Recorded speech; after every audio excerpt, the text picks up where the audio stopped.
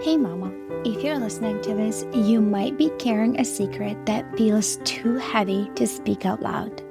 You look like you got it all together, you serve at church, maybe you even lead a Bible study.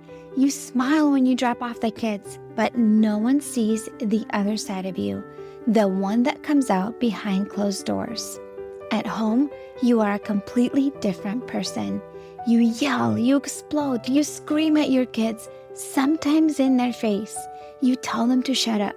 You grab them too harshly. You throw things across the room.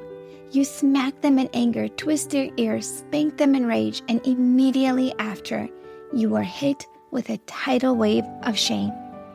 You cry alone in your room and you whisper, "God, what is wrong with me?" You feel scared and disgusted by your own reactions. You're terrified that someone might find out. You wonder if your kids would be better off without you. You feel unworthy, broken, and too far gone to be redeemed. You try to fix this on your own. You listen to podcasts, parenting books, download freebies, but nothing changes. You keep falling back into the same patterns, and it feels like you are stuck in a cycle that you can't break. You don't trust yourself anymore, and if you're honest, you are afraid of who you become. But here's the truth, Mama. You are not beyond hope. You're not alone, and with God's help and the right support, you can change. I'm Elizabeth, a mom of 4 and an anger management coach for Christian moms. And inside my Calm Christian Mom coaching program, I guide women just like you through a powerful transformation. This isn't shallow behavior management. We go deep. We address your triggers, your stress, your mindset, your nervous system, and the spiritual root behind your patterns. We invite God into every layer and walk hand in hand towards healing. In just 12 weeks, you can become a completely different mom, unrecognizable. One who leads with patience, not panic. One whose children feel emotionally safe around her. One who cultivates peace. This summer, I'm offering a Calm Mama strategy session, a powerful 15-minute one-on-one coaching session designed to help you uncover the root of your anger and receive spiritual, emotional, and practical support. It's your chance to experience what coaching is like with me before diving deeper into ongoing support. If we both feel like the full program is the next right step, we can talk about what that looks like for you. You don't have to keep living like this. Your family is worth healing, and so are you. Use the link in the show notes to book the Calm Mama strategy session.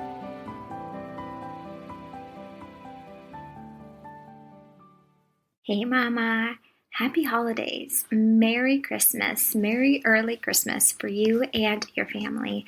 I know you're working so hard behind the scenes to do everything for your family right now, this time of the year. You're trying to make traditions, you're trying to get the Christmas list all completed and buy all the presents and do all the things and make fun memories with kids, and everything just feels like too much and feels really overwhelming. And maybe you just keep snapping and losing your cool with your kiddos. And then you hate yourself for doing that. You feel like a terrible mom for yelling and screaming at your kids, for being rough with them, for being loud, for being aggressive, for being mean to your kiddos. Maybe your kids say, "Mom, you are mean to me. Why are you mean all the time?" And that really hurts your mommy heart. And I know you don't mean to do that, and you're just struggling. So that's why in this episode, I wanted to share with you about the truth behind anger for moms. Oftentimes, we think that our kids are making us mad, or they're making us angry, or they're making us irritable. And I want to remind you that those are feelings. You are feeling angry. You are feeling mad. You are feeling irritable. Your kids are not making you feel that. That's just what you feel, and there's a reason behind it. Your kids are literally just like pushing you over the edge. Let's say your cup is already overflowing with all the things that are going on and so much stress, and that like one more drop of your kid spilling milk or your kid just can't finding their shoe or whatever it is, and the little mess that they create non-intentionally by accident sets you off into a spiral, and you're freaking out, you're screaming at your kids, and then you're just consumed in mom shame, telling yourself, I am the worst mom in the world. I'm not even meant to be a mom. What is wrong with me? Like, my kids are going to just hate me when they grow up. Like, I just feel so terrible. And I have something that I put together for you that I think you're going to find super helpful.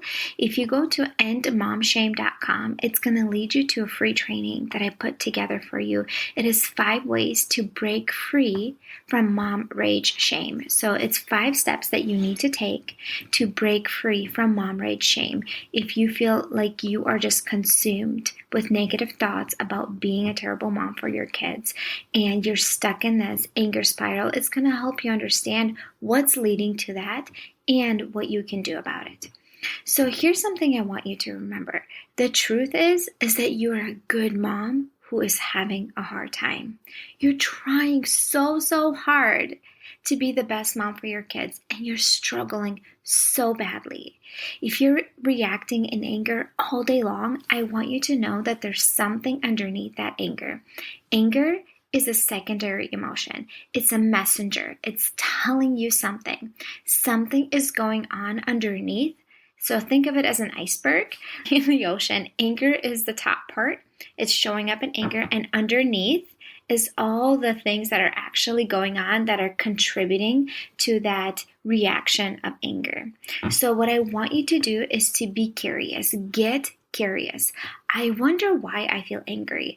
I wonder why I snap and lose my cool over the tiny little things. So tonight, when you're taking a shower, don't turn anything on. Don't listen to any podcast. Don't listen to any music.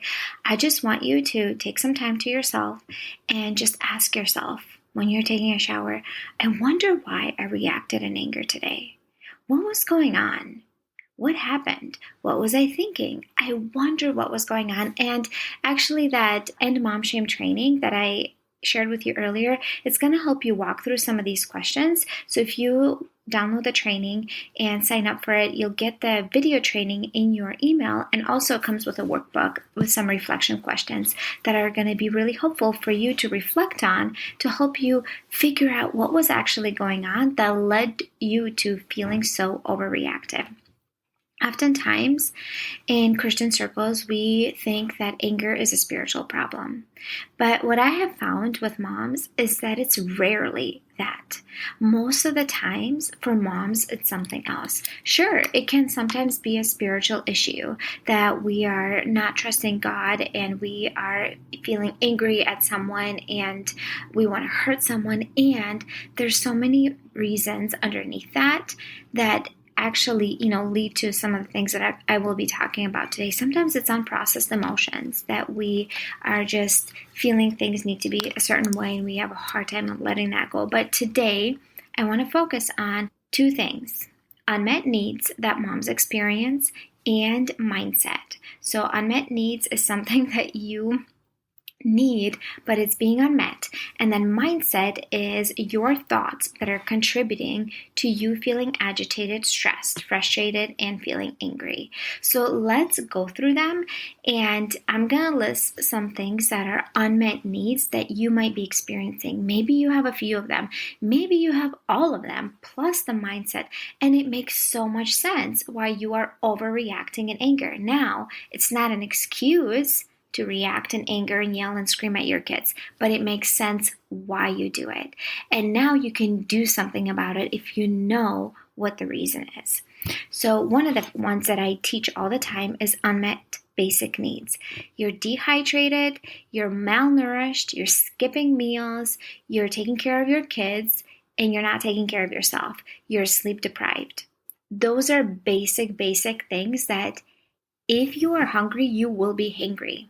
You're mental energy, all your emotional regulation is going out the window because your brain is taking all its energy to focus on your unmet needs, unmet basic needs, instead of emotionally regulating. To emotionally regulate and stay calm, it takes a lot of energy. And if you're feeling sleep deprived, if you're feeling hungry, if you're dehydrated and you have unmet, literally basic needs that God created you with, you will feel overreactive and angry. That's everybody. Some people have a higher tolerance for it. Some people have a lower tolerance.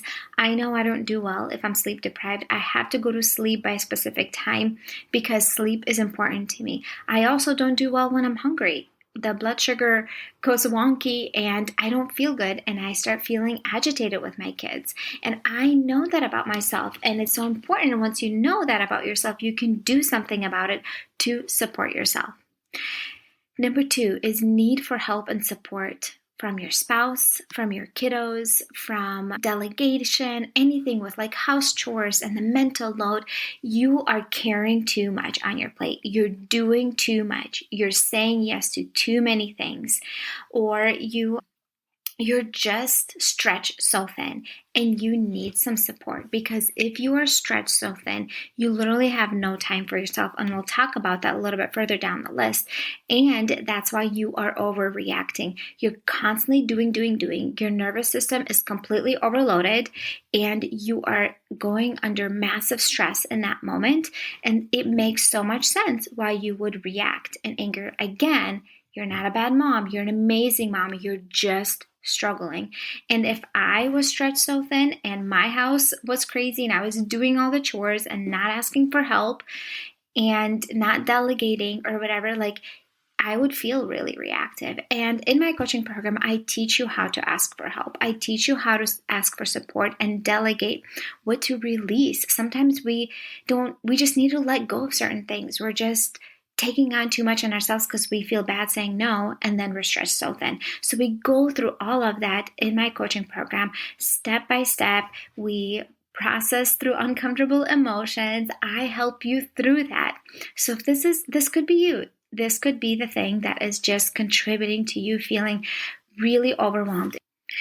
The next one is you need some appreciation for all that you do. As moms, we do so much for our family, for our husbands, for our kids, for everyone around us. And it feels really hard when we are not appreciated or acknowledged everything that we're doing. And one of the ways that I seek that appreciation and need that appreciation, I will have an honest conversation with my husband. I'm like, I really need you to notice some of the things that I do, and just once in a while, just say, hey, thank you so much for all you do. And actually even like guide the kids to notice the things that mommy does and just to appreciate it. Because if words of affirmation is one of your love languages, this one would be really important to you. For some of us, it's not so important if words of affirmation is not your love language. But if it is, you will notice that this one really stands out to you. You start feeling bitter and resentful that you're doing everything for everyone. Yes, we need to serve like we're serving Christ. And oftentimes as humans, we just need to be noticed. And if we are unnoticed and unseen and unacknowledged, and somebody just completely ignores everything we do, we can only do that so much. And I think it is really good for us as partners in our relationships and with our kids, even like talk about gratitude, things that we're grateful for, and you can bring that up. Just last night, I had this thing that I was doing with my kids and my husband, and we all were saying 5 things that we are grateful for. So my husband was saying things that he's grateful for, and so were the kids. And my husband was able to bring up, I'm thankful for my wife and all the things that she does for our family. And so the kids could hear that. And I'm thankful that this time I didn't have to ask him to do that. And sometimes he just does it on his own. And sometimes I think it's okay for us to just come up to our spouse in a good time, not when there's all this tension and stuff, and ask them, hey, would you sometimes just say some things that you're grateful for that I do, so I feel appreciated, because I feel like I do so much for our family, and you do. And I would really like for it to be noticed sometimes. And so that is one.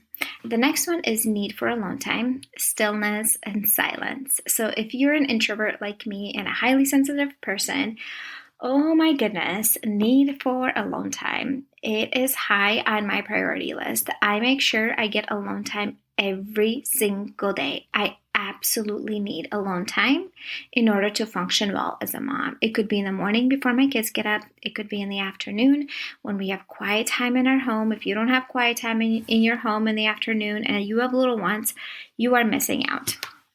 So we have quiet time in our home in the afternoons when my little one naps and the boys are in separate rooms playing quietly with their toys or reading books, and having alone time and just stillness and silence is so good for you, especially if you're just constantly rushing and going and doing things. This could be the unmet need that is contributing to you feeling overreactive, all that stress, all that cortisol. The next one is need for peace in your home. So if there's a lot of yelling and screaming and chaos and throwing things and just tension, that creates a lot of stress in your mind. And we are not meant to live under that stress.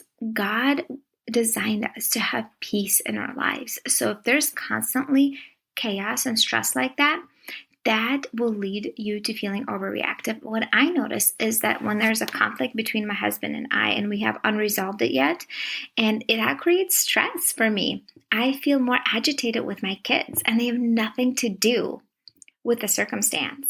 It's just me thinking about the situation with my husband. We haven't resolved it yet, and that creates the stress. And I like peace. I like to get along, and I need to talk about things.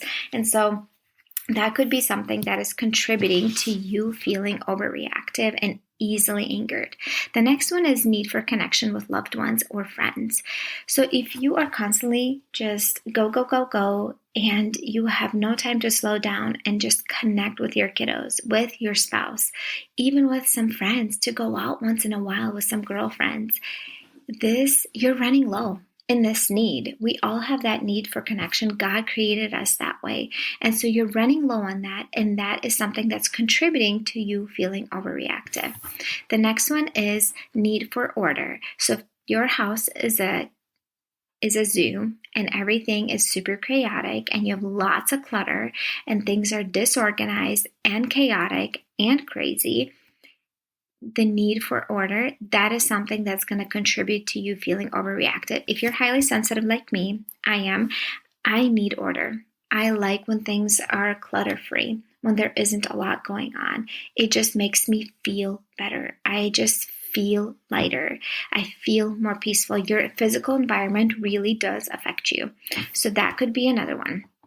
Need for boundaries so others treat you well. So if you have people in your lives that just take advantage of you and ask you to do too many things or whatever, or some tension with other people in your relationship and you're allowing them to treat you poorly and you don't have any boundaries in place, that will lead you to feeling easily angered and frustrated with your kids because you have this issue going on the side, and it brings up a lot of uncomfortable feelings. And if they're not processed, you're taking it out on your kids. In my coaching program, I teach you how to process and release emotions in a healthy way so you don't take it out on your kids on a regular basis. It's not like once in a while thing. It's regularly you're processing and releasing emotions. So the next one, it leads to this one, need to process emotions that have been suppressed.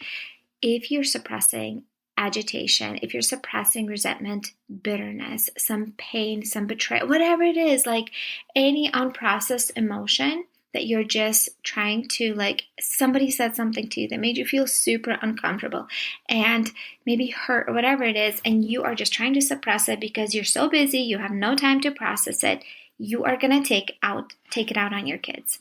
You're going to be a lot more agitated by them and snap a lot more easily, taking all the other things going on with basic unmet needs and, being sleep deprived and having no alone time. It makes so much sense why you are overreacting, my friend. You're a great mom. You're just struggling. Get that in your head. I am an amazing mom, and I'm doing my best to my physical, mental capacity, and I'm struggling so badly right now. The second part to all of this is mindset. There's all of the unmet needs that we talked about that you are experiencing that could be contributing to the anger. And because anger is a secondary emotion, there's something going on underneath. And the second part of it is mindset. If you have a lot of negative thoughts all the time, you will feel reactive and easily angered. Your thoughts so it goes like your beliefs, they lead to your thoughts and they lead to your feelings. If you are feeling really reactive, oftentimes it could be your thoughts. I'm at a point where my needs are pretty good. I meet my needs really regularly, and that part is going pretty well for me. My problem when I overreact and anger, majority of the time for me, it's my thoughts. So for example, it could be expectations. I have unrealistic expectations of my kids or my spouse. I want them to do something right away and they're not doing it. The other day when I was going through Mommy Mindset course that I mentioned to you multiple times by Tessa Romero, amazing, amazing course. So by the way, if you choose to sign up to work with me in my 12-week coaching program, at the end of the program, I gift you her course because I literally think it's so good for moms to work on their mindset. Like it's like the next level. It's amazing. I'm going through it right now. I love it so much. And one of the things I had to write down on there was the expectations I have on my kids. A whole list. I think I had to write down at least 10 expectations I have of my kids that I'm expecting them to do or not to do in circumstances. And when I wrote it down on paper, I realized that I have massive, perfect expectations of my kids. So of course it makes sense if I'm expecting them to listen to me immediately as soon as I say something, that when they don't, I overreact in anger. Or let's say, for me, I don't necessarily overreact in anger, but I feel agitated internally and frustrated. So one of the things that you learn in there, so if you have these expectations and they're being unmet, what are you expecting yourself to do? And we walk through that in that course. And it's similar process what I work through in my coaching program. Like when this happens, then I will do XYZ. When my kids do this, when my kids don't listen, when I ask them to do something, then I will ask, what are you going to do instead of yelling and screaming? We work through that in my coaching program. So unrealistic expectations of your kids or your spouse or others around you. Number 2 is that is all mindset, control.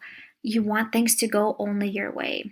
And it can be with little things in your life, like getting somewhere on time. And if it's not going your way and kids are running late, they're not cooperating, it's causing lots of frustration, right? Or having your kids wear a certain outfit and you feel out of control in the circumstance that's triggering you. Or it could be big things in your lives, like you're praying about something in your life and God is not answering, or you feel out of control of something massive going on in your life, some health issue or whatever it might be. And it's hard to surrender to God. So there could be massive big things. In my coaching program, we work on the things that are practical with in relation to motherhood.